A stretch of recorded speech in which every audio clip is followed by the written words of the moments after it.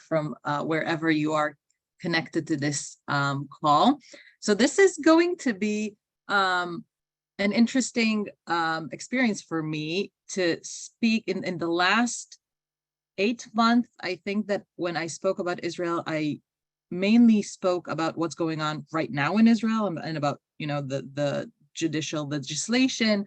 And this is going to pivot a bit from it. It's going to be more general, more conceptual than maybe the actual moment of this time. But maybe as we go closer to as we get closer to the Q&A, if there's something that sparks your interest specifically about this moment, of course, feel free to ask. You know, globalization is an interesting thing because we often use the same terms across different cultures or places, and we think that we mean the same thing, but we're actually meaning very different things. I heard once a Haredi, an ultra-Orthodox rabbi, speak about a book written about the Haredi population in Israel by Amnon Levy, who's a secular journalist, an outsider to the Haredi population. Now, and the Rabbi Bloch, was talking about this book. He read this book, and he was telling about it. And he said, you know, this book is 99% accurate. Everything it is true. But if you read this book, you still don't know the Haredi population in Israel at all. And the reason that you don't know the Haredi population is that you can't hear the music of the Haredi population. What does he mean by that? He said, you remember when a long time ago you would film like weddings and events, but you would film it without the sound, right? So you see a wedding and you see people dancing, but you don't hear the music. You just see you see them like jumping up and down, and it seems odd if you don't hear the music. And he says, this book is exactly the same. You have all the facts, but you don't hear the music, and that's why you don't really understand the society. Now, in the United States and in Israel, we use the same terms. We say democracy, we say nationalism, we say citizenship, and we think that we want, that we understand each other when we use these terms. But what I want to suggest today is that these two states or societies give different meanings to these words, and these different meanings are based on the different values that these societies choose to prefer or to put forth, to put at center stage. So what I want to do today is two things. The first is to examine the different telos, the stories we tell ourselves about ourselves, of the US and of Israel about democracy and about nationalism. And the second thing that I want to do today is dive into Israel's telos and ask ourselves, is it possible? What are its challenges? Again, about democracy and nationalism. So very lightweight and small questions to this Sunday morning. And let's start. So the first thing, as I said, I want to examine our different teloses. I'm just looking my share screen. So hold on 1 second.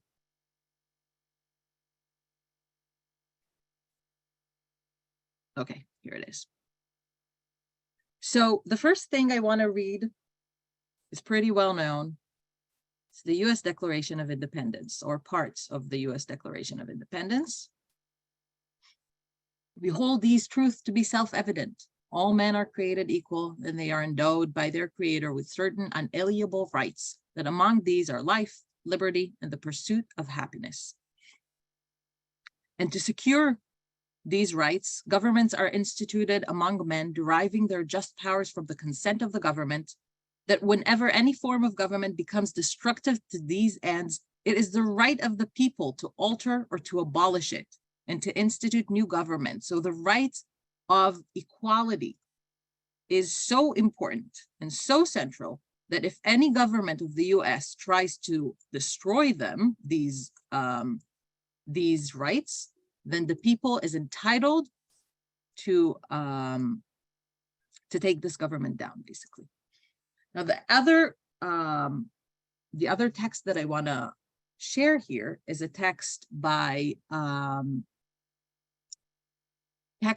Charles Sumner. Can you nod if you know who Charles Sumner is? Charles Sumner was a U.S. lawyer from Massachusetts. In 1848, Benjamin Roberts from Massachusetts filed a petition against the school district in the city of Boston because they wouldn't let his 5-year-old Sarah go to the school in her neighborhood, but she had to go to the only Black school in the city of Boston. The appeal went all the way, the case went all the way to the Massachusetts Supreme Court. And the two lawyers that represented Roberts were Robert Morris, who was one of the first Black lawyers in the United States, and Charles Sumner, who was later the U.S. Senator from Massachusetts. In 1849, the Massachusetts Supreme Court rejects the petition of Roberts, but then Roberts continues his campaign. And then 6 years later, in 1855, Massachusetts is the first state in the United States that takes segregation off, that legislates a ban against segregation in schools. And the text that I want to briefly read today is from the hearing, is the words of Charles Sumner in front of the Massachusetts Supreme Court. And he says the following: in 1849, okay, this is considered the first case against school segregation in the United States. Here is the great charter of every human being drawing the vital breath upon this soil, whatever may be his condition and whoever may be his parents. He may be poor, weak, humble, or Black. He may be of Caucasian, Jewish, Indian, or Ethiopian race. He may be of French, German, English, or Irish extraction. But before the Constitution of Massachusetts, all these distinctions disappear. He's not poor, weak, humble, or Black, nor is he Caucasian, Jew, Indian, or Ethiopian, nor is he French, German, English, or Irish. He is a man, the equal of all his fellow men. He is one of the children of the state, which, like an impartial parent, regards all its offsprings with an equal care. This is the U.S. telos. The U.S. telos is the state is colorblind, the state is religion blind, the state is completely blind to all its children, to all its citizens. Everyone are equal, and that's the value that we chose to hold as central to our system. Now, I'm not talking about application right now. I'm not talking about whether the application of this value is extremely successful in our society. It very may well be that it's not, and we're not even starting to talk about Israel yet. But what I do want us to notice is what are the values that we declare and that we anchor in our texts to be central. And the value that the United States decided to anchor in its text and in its ethos and in its telos is the value of equality. This is not the Israeli story. This is not the Israeli history. The Israeli telos is different. And to discover or to examine the Israeli telos, I want to bring two texts by David Ben-Gurion, Israel's first prime minister. Both of them are before the establishment of the state of Israel. So this is pre-state nationalism, if you will. But it tells you something about what are the values that we thought, or the founders of the state of Israel thought, were supposed to be front and center. So this is David Ben-Gurion in 1937. And he says, we do not intend to create in Palestine the same intolerable position for the Jews as in all other countries. It means a radical change for the Jewish people. Otherwise, there is no need for a national home. It is not to give the Jews equal rights in Palestine. This is not an attempt for emancipation. This is not an attempt to make the Jews like every other nation. It is to change their position as a people. All of the inhabitants of Palestine are children of this country and have full rights in this country, yes. Not only as citizens, but as children of this homeland. But they have it in their capacity as inhabitants of this country.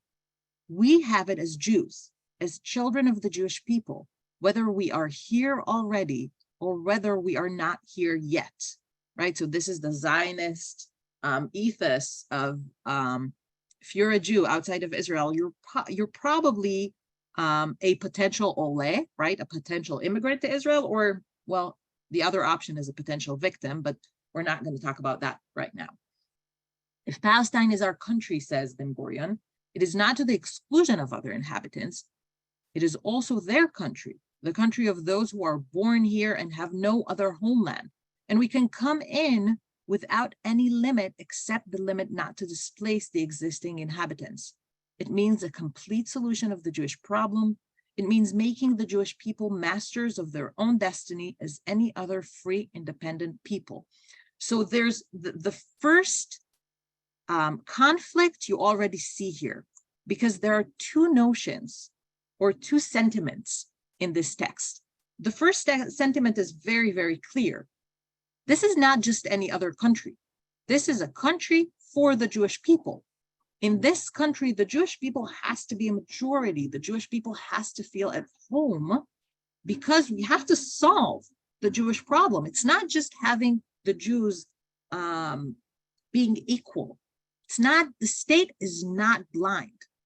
As opposed to the United States, the state of Israel was never intended to be blind, to be colorblind, or at least partly not intended to be blind, because towards Jews, Ben Gurion says, this state is not going to be blind. This is our home. We're going to change the nature of the Jewish problem once and for all.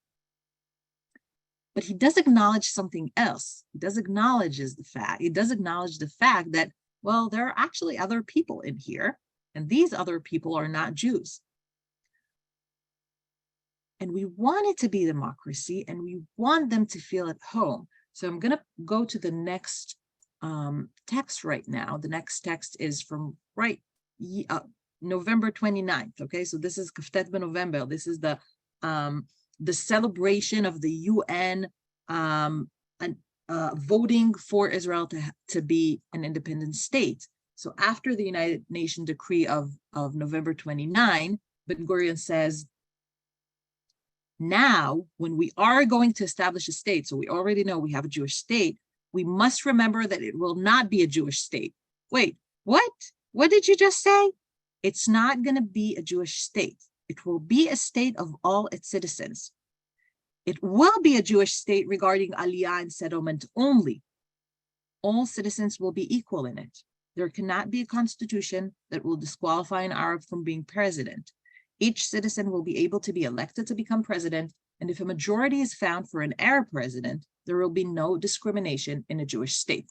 So here again, these two sentiments, which are kind of conflicting, but we're really trying, the pre-state Zionist thinkers and Zionist activists, really, Zionist leaders are trying to say, we have two sentiments. We know this is going to be a Jewish state, meaning an ethnic state, okay? A central, an ethnocentric state.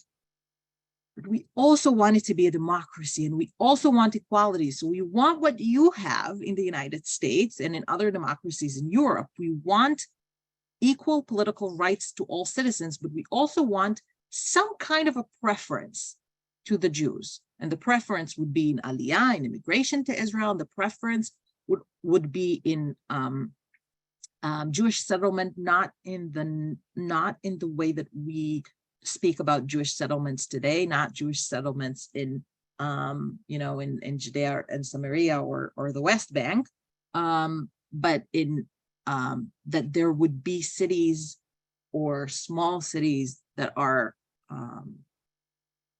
home for Jews. So Jewish settlement in that sense, and perhaps also culturally, preference to the Jewish religion, culture in the public square. And then we need these two dualities together, which we are trying to hold both of them together. We have the US telos of equality and of a multi-ethnic state that is completely blind to the in its aspiration, right? In its aspiration, not application, completely blind to the personal characteristics of its citizens. And we have another telos, another model of an ethno-national state. It's the Jewish state, but it wants to be also democratic. It also wants to be blind in some sense to its citizens. Masua, yes. I'm just interrupting you for a moment because the word telos is coming up again and again, and in favor of concepts that we might not fully understand. If you can say the words. So telos is really the story we tell ourselves about ourselves. I could use the word story, or it's the combination of a story and an ethos combined together. Now the next question is, of course, especially if we are coming to this conversation from a liberal viewpoint, from an American liberal viewpoint, is can a Jewish state be a democracy? Can those two conflicting sentiments be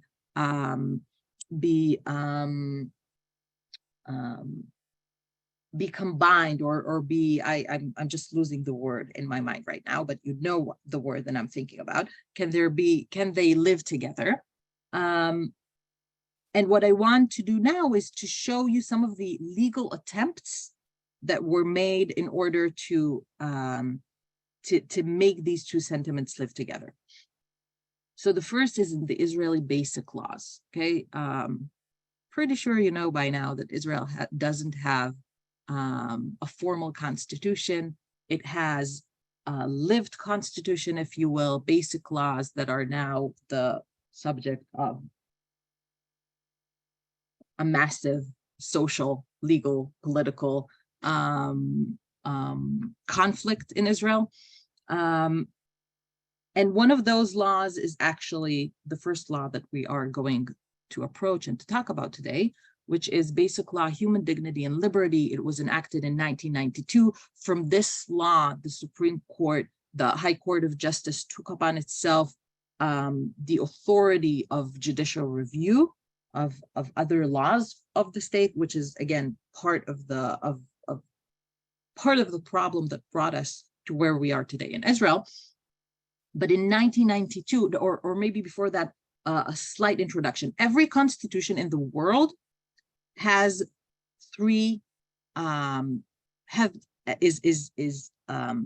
combining three elements. The first one is the relationship between the branches, right? The legislator, the government, and the judiciary. The second element, so the first element is the relationship between the branches, checks and balances. The second element is the identity piece of the state. Who are we? We the people, right? And the third element is a Bill of Rights. Again, every constitution of a democracy in the world, you will see these three elements. Now, in Israel, you see them in different laws, in different basic laws combined together. And it has all of these three elements. You'll have to believe me, and these three elements are right now, the subject of a grand conflict in Israel. Now, in 1992, Israel legislates its Bill of Rights. It's not that it didn't have a Bill of Rights before, but it was rights that were not enumerated. They were rights that were, I don't want to say created by the Supreme Court, but kind of created by the Supreme Court according to the values of the system. So in 1992, we get Basic Law, Human Dignity and Liberty. And in the first, I'm just reading the first two paragraphs of it. The first one is: the purpose of this basic law is to protect human dignity and liberty in order to establish in a basic law the values of the state of Israel as a Jewish and democratic state. This is 1992 is the first time where we see the iteration or the dualism of Jewish and democratic. We don't have it before then.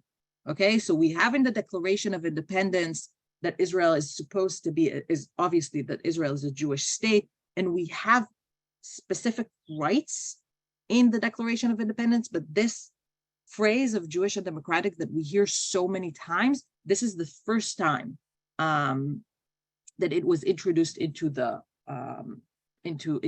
constitutional language in Israel, if you will. And the second paragraph is, there shall be no violation of the life, body, or dignity of any person as such. And then you have other paragraphs concerning specific rights, for example, the right for privacy. The right that is not enumerated in this law, in this basic law, is the right for equality. But we do have decision after decision by the High Court of Justice reading into the right of dignity, here in 1 and 2, into the right of dignity, the right for equality.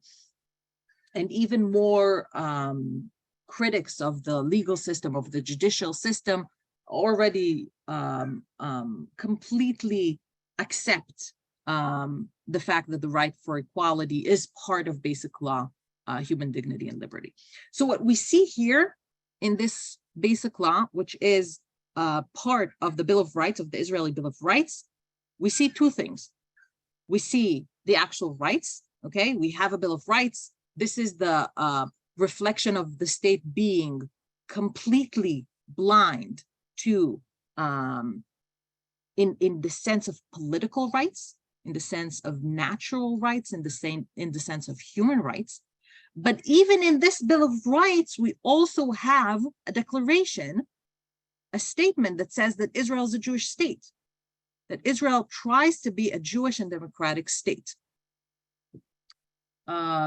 16 years later, Israel enacts another basic law, more controversial this time. It's 2018, and Israel enacts basic law, Israel, the nation state of the Jewish people. I'll read it first. I'll read the first paragraph first, and then I'll say a few words. The land of Israel is the historical homeland of the Jewish people, in which the state of Israel was established. The state of Israel is the nation state of the Jewish people, in which it realizes its natural, cultural, religious, and historical right to self-determination, and the exercise of the right of national self-determination in the state of Israel is unique to the Jewish people. If I'd have to choose which element, which constitutional element this follows or this applies, it's the identity piece. Now, this law was highly criticized, not necessarily because what it has, but more because what lacks from it. And what lacks from it is any place for non-Jews in Israel, right? So 21% of the population in Israel, 21% of Israeli citizens are not Jewish. From these 21%, 18% are Muslims, and then Christians, Druze, Bedouins.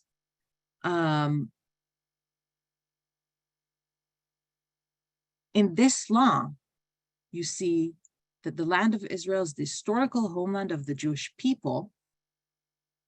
A lot of people said in Israel, can it just be a home for all its citizens? Now, when the legislators, it was a Likud government, it was a simple majority that enacted this basic law, because in Israel, basic laws, again, it's part of the current discourse and moment in Israel. In the United States, constitutional amendments are basically impossible. These days are basically impossible.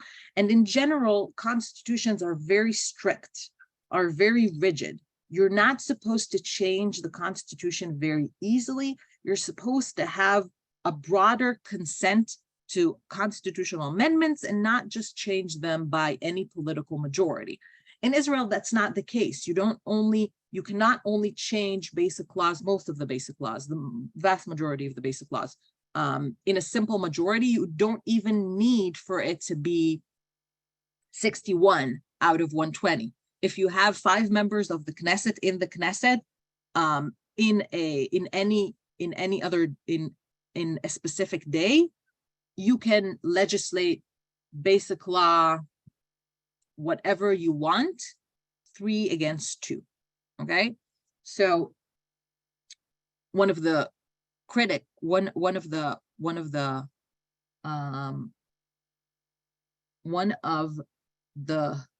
criticizing of these two basic laws, really, the basic law of human dignity and liberty was first legislated in 1992 in a majority of 32 members of the Knesset who were then inside the Knesset.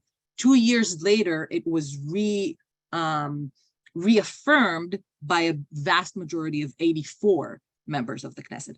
But at least for the first instance, the legislation of this basic law was really a very small majority. The basic law, Israel, the nation state of the Jewish people, I don't remember exactly the majority. I think it was 61 or 62 members of the Knesset who voted for this basic law.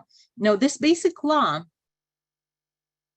as I said before, is part of the identity piece of the state of Israel. And the legislators that supported and promoted this basic law answered their critics by saying, what do you want? We already have a Bill of Rights. We have basic law, human dignity and liberty. We don't need another iteration of equality in the Israeli Constitution. This is only another chapter of the Israeli Constitution. Now, what the Israeli Constitution really needs right now is to strengthen its Jewish identity, because currently, so they said, again, in 2018, it was even before that, because this specific law was in the process of legislation for years, actually. And they said, what really needs to be strengthened is the fact that Israel is a Jewish state. And the fact that we are enacting this basic law doesn't mean that we don't believe in equal political rights for all Israeli citizens. Doesn't mean that. It means that we think that there is a missing chapter in the Israeli Constitution. On the other hand,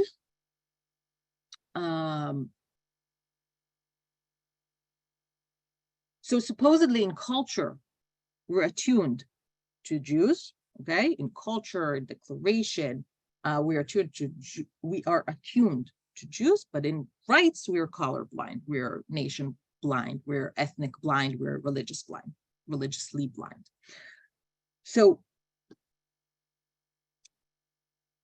this law is completely declarative, okay? It has almost no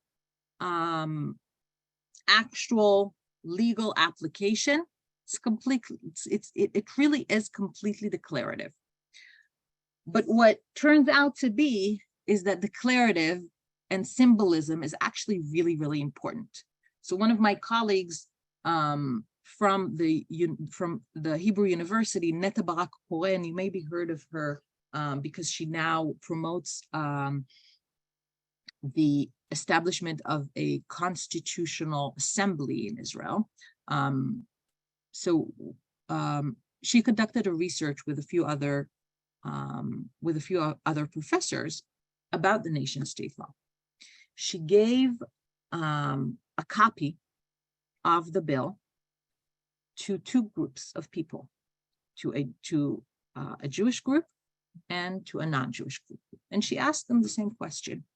She asked them, after reading this law, do you think that the rights of the minority in Israel are infringed upon or are harmed by this law? The Jewish group said, no, no change at all. This is completely declarative, no change whatsoever. The Arab group, the Arab Palestinian group, or the non-Jewish group in Israel, said this law legalizes discrimination in housing, voting, and hiring against non-Jews in Israel.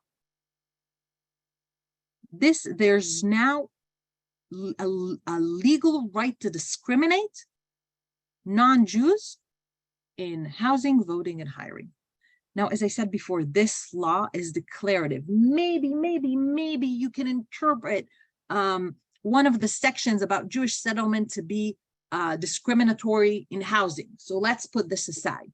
But voting and hiring are nowhere near this law. But symbolism is important. And when a state declares in a basic law that is enacted 16 years after the Bill of Rights, when the state declares this is only the state of the Jewish people and the exercise of the right, trying to take this off, to national self-determination in the state of Israel is unique to the Jewish people, then symbolism matters. So that's the question today. Israel tries to achieve two things. Israel tries to achieve to be a Jewish state with the right for self-determination after many years of being stateless. Israel tries to be a home for the Jewish people. The first attempt in centuries of a Jewish sovereignty in a state, and at the same time tries to be a democracy. Now, there are two kinds of democracies. There's a liberal democracy, and there's a more thin version of democracy, which is only majority rules. Which one of them Israel attempts to be is actually on the table right now. That's part of the question of what kind of democracy Israel is going to be, or what is the democratic future of the state of Israel is really part of the question right now. But the question can be more general also, right? More conceptual if we return to our original question of what does it mean when we say nationalism and when we say democracy. Can an ethnic state be a liberal democracy? Now, it's really important to remember that liberalism is in deep crisis all throughout all the world right now. This is not something that is unique to Israel. This is not something that is unique to the United States. We are seeing in many countries in Europe, country after country after country, where liberalism is under an attack. Part of it is populism. Part of it is interests and post-truth. But what I wanna what's important for me to say today is that a big part of the rejection of liberalism throughout the world, and Israel is a part of it, is because liberalism itself is rejecting particularism, is rejecting the belonging to a unique community. There's a really, really good article by an Israeli sociologist, Nissim Calderon. It's from a few years ago already. And he asks a question about Israel, but I think it's a really relevant question to everywhere around the world right now. How come the groups that are in the most need for liberalism and for human rights and for social justice are the same groups that reject liberalism and social justice and human rights? Now, he asks this question after the 2011 social protest in Israel. It was a protest. It was a protest about housing prices and food prices, about the fact that Israel is becoming a very expensive place to live in. And he notices that in this protest, because the leaders of this protest were conceived or were actually part of the Israeli left, and they were speaking in terms of human rights, in the language of human rights, and in the language of universalism. Again, the Israeli population that were poorer, the population that theoretically were the perfect audience for this protest, they not only didn't participate, but they actually rejected this protest as being sectorial, as being not part of us. And then he researches this phenomena. He finds out that this phenomena is happening again and again in Israel and other places around the world. And he sees that the actual language of human rights and the language of universalism is perceived as a threat on identity. It's perceived as a threat on belonging to a community. Because if the fact that I want to be, I want to promote equality and I want to promote justice, if that means that I have to give up my Judaism, no deal, not going to do it.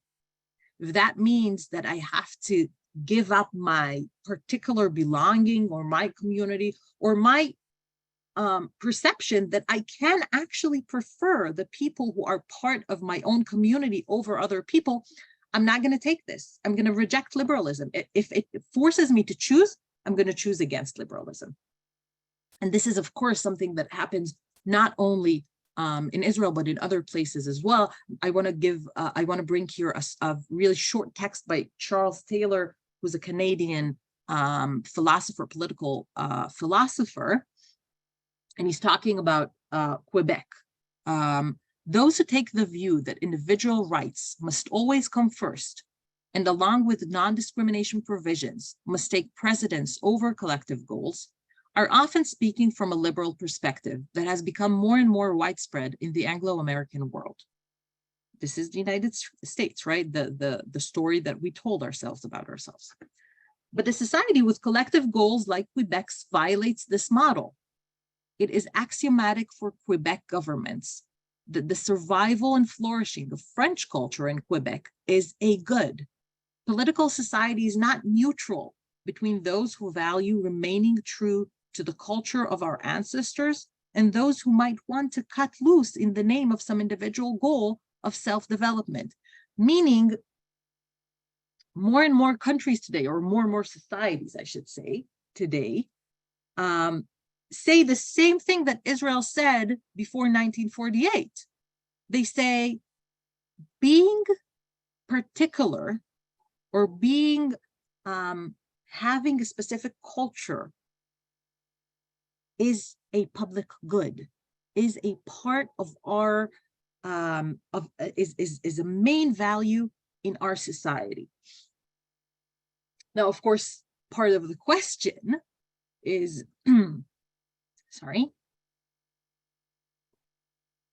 is okay, this might work great for Jews in Israel, but what do you do about, again, the 21% of Israeli population who are not Jews? What does it mean for them that Israel defines itself as a Jewish state and does not define itself as anything according to them? They are just, one more citizen. It might work okay when everyone, like in the United States, are one more citizen. But if you have a preference to a group of citizens, what does it mean about the other group of citizens who doesn't get preference? In 2019, JPPI, which I don't remember the acronym for, the Jewish People Policy Institute, perhaps, did a research, Shmuel Rosner and Camille Fuchs. They did a very broad survey about Israeliness. One of the questions that they asked was this. They found that this is a statement: to be a real Israeli, you must be Jewish. Okay, this is from 2019. You see the Jews in Israel, almost 30, above 70%, 75% of Israeli Jews agree with the statement that to be a real Israeli, you must be Jewish.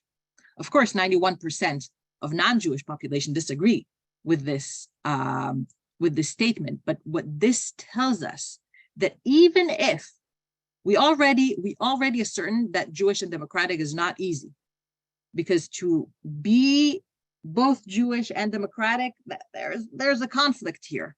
What this tells us is even further, because it's not enough just to figure out what it means to be democratic, because what this figure tells us, that the majority of Jewish society thinks that Israeliness and Jewishness is the exact same thing. Every 20 years or so, there's a group of Israelis that file a petition to the Supreme Court, saying we want to be recognized as Israeli. You know, there's a registry in every country. There's a registry. The country has a registry that registers all these details about us, right? Our names, our addresses, the name of our parents, our citizenship. Israel also registers two other elements: nationality and religion. Not going to talk about religion now, but in nationality, the main options are Jew and Arab in nationality. So every couple of decades, there are a group of Israelis that are trying to petition the High Court and say, we want in our nationality to be registered as Israelis. And the Supreme Court says, I don't know what an Israeli nationality is. Not sure what that is yet. I know what a Jewish nationality is, not sure what an Israeli nationality is. Israel and the United States use terms such as democracy and nationality in a very different way. Israel didn't really decide yet, and that's part of what we're seeing in the streets right now. Israel haven't decided yet what it means that it's a Jewish state, what it means that it's a democracy, and what it means to be an Israeli.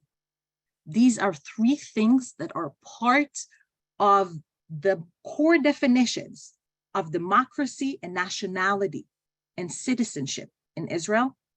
And there's still a huge, and the things that are seen so clear in American eyes about America are completely in conflict right now about Israel. Now, what we've seen are some of the aspirations, the pre-state aspirations. The aspirations was, I want my state to be different because it's a Jewish state. I want it to be, I want to have some preference. We haven't even touched yet what this Jewishness means. Is it religious? Is it cultural? Is it national? Is it a majority? What exactly is it? I also want my country to be a democracy. What kind of a democracy? Is it a thin democracy? Is it liberal democracy? And above all this, I have a huge population who has no identity piece in the state. 21% of the citizens were trying to figure out, what does it mean to be an Israeli, which is kind of maybe a slight introduction to your next lecture with Tomer Persiko, with your next session with Tomer Persiko. I want to finish with these words by Elon Schwartz. And he says, this common good, a set of shared values and shared ethos, cannot be dictated from above. Instead, it emerges through a growing network of connections among people willing to have porous boundaries rooted in and nurtured by a true acceptance of our difference. And perhaps this is the place to connect this session to this moment of today and right now. There is a trend of growing integration inside Israeli society between Jews and non-Jews in the workforce.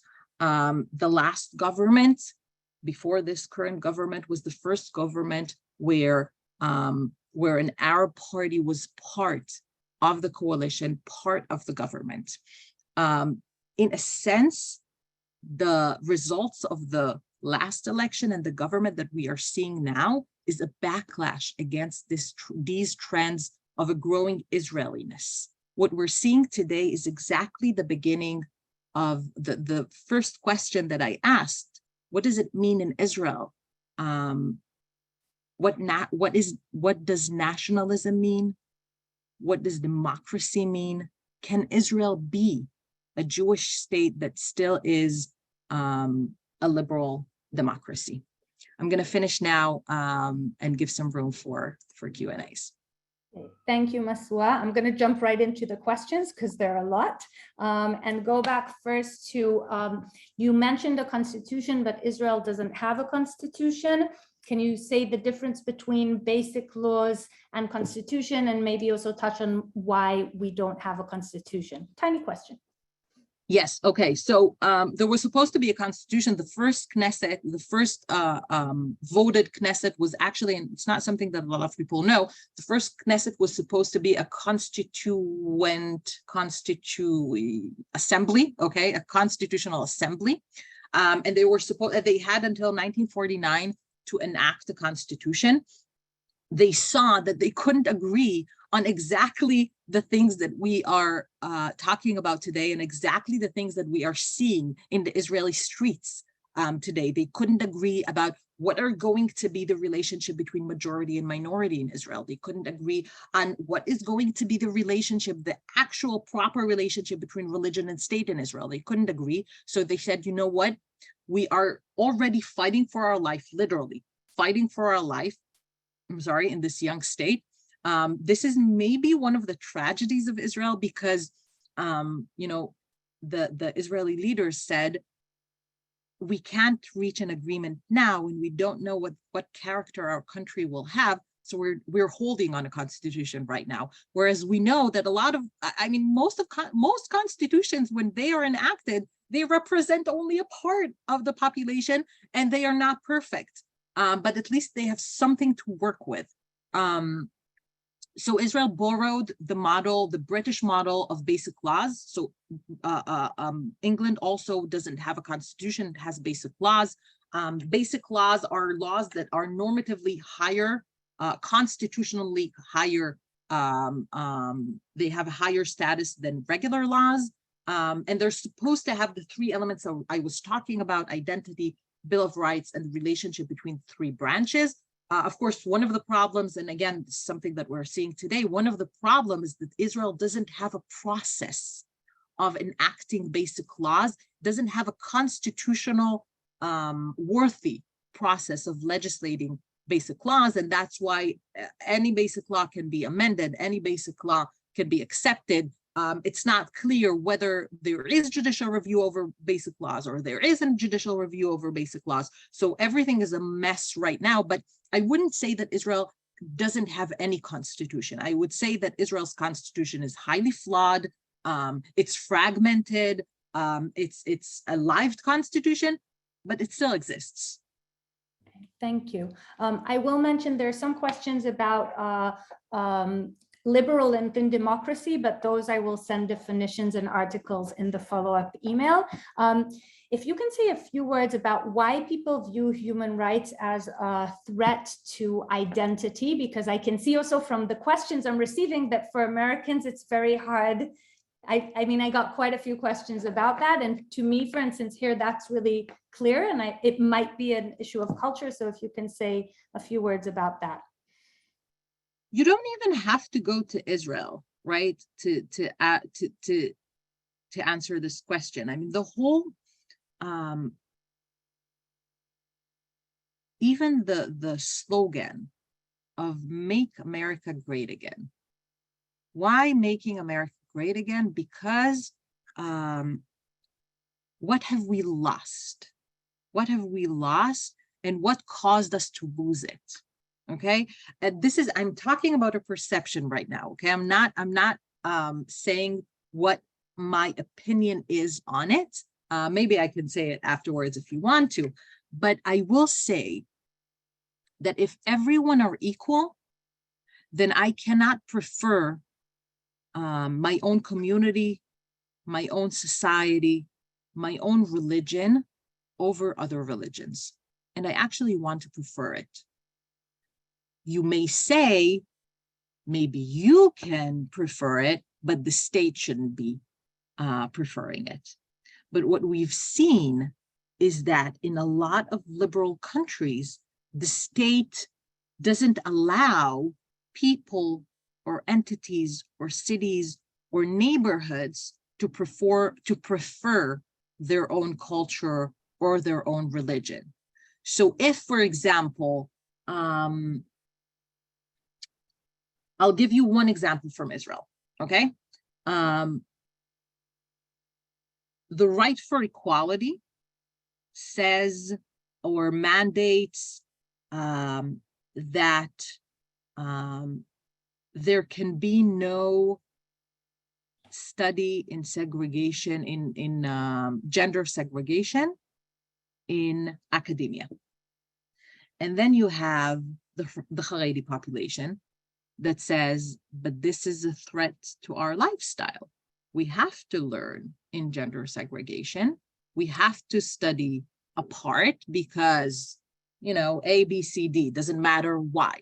But this is a threat for our lifestyle. The military, according to the right for equality, has to be completely equal to boys and girls.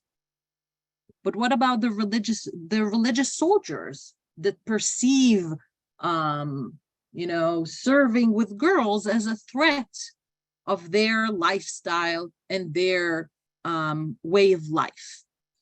The right for equality mandates that I cannot have an all-Jewish neighborhood.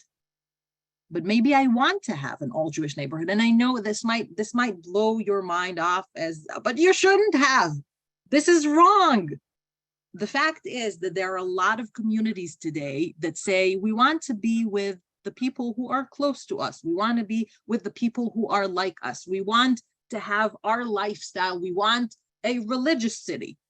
We want a completely religious city. We want a completely religious school. And we want to get funds for our school. So these are some of the reasons why liberalism is perceived as a threat on identity. Now, it's important to say some of these threats are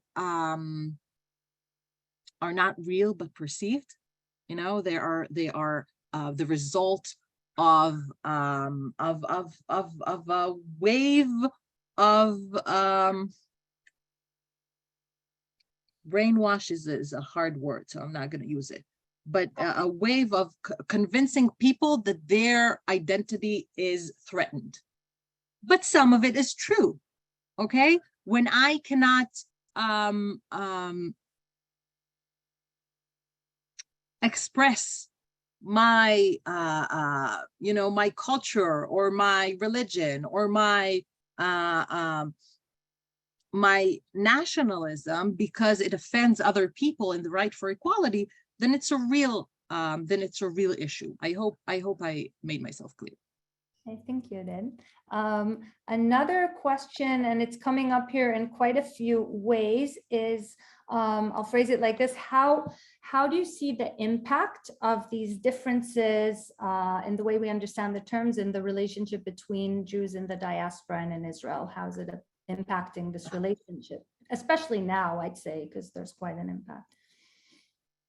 Yeah, that's a really good question. I think that I think it's especially now, but it's for a while now, right? It's for a while now that the gap between Israeli Jews and world Jewry, or specifically North American Jewry, is growing. And I think that a large part of this is the mirror image of the values and politics of the majority of Israeli Jews who are more conservative, small c, as opposed to the majority of North American Jews who are more liberal. Now, when we speak to each other about, you know, I fear for your democracy, and I say, I don't know what you're talking about, I have an awesome and perfect democracy, then it's a problem because we're not talking on the same on the same plane, and I as an Israeli cannot understand your concerns, and you as as Americans cannot understand what kind of democracy I'm talking about, then it's not just that it's bad enough that we have the gap in values. You know, the majority of American Jews are liberals and the majority of Israeli Jews are conservative. It's not just the gap in values, but it's also, we cannot even speak right because we're speaking with the same terms, but we mean other values and other things. So I would say it's definitely part of the problem or the rift between our two communities. So I'm gonna just ask a follow-up question, and this might be something for the follow-up email, but if you had to, because you're talking about this difference, if you had to describe the difference between what Americans mean when they say democracy and what Israelis mean when they say democracy, whether it's a reading reference or whether you're able to put it in words for us. It could be a reading reference, which I will think about, but I will say that, again, I go back to the beginning of our session. I will say that when Americans talk about democracy, they perceive a liberal democracy, and they're talking about equality and about really blindness regarding the different citizens of the state. And when Israelis are talking about democracy, now it's slightly different because we are talking much more about what democracy is, okay? So it's slightly different. But when Israelis talking about democracy, they are talking about a Jewish democracy, a democracy that inside it already there is a preference, and we need to figure out how to manage this preference while being also as blind as we can be, but it will never be completely blind. Never. It couldn't be completely blind. So yes, we have a lot of work to do. We have to figure out what that means, but it will never be completely blind. Okay, thank you very, very much. I think that kind of brought us all the way back, but with much more understanding. I opened the chat for everyone just for this last minute. If you want to like get out a comment, I think it's a beautiful way to take a step back from what's going on right now and understand some of the larger framing, and thank you for that. And obviously we'll be sending out a follow-up email with more reading and explanations based on this session. Masua, thank you so much. Thank you everyone for being so engaged.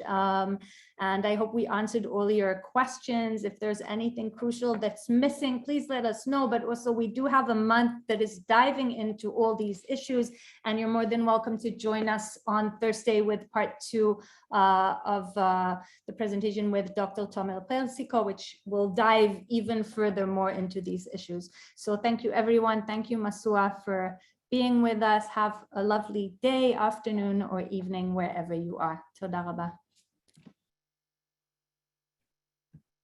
Thank you, everyone. Have a great day.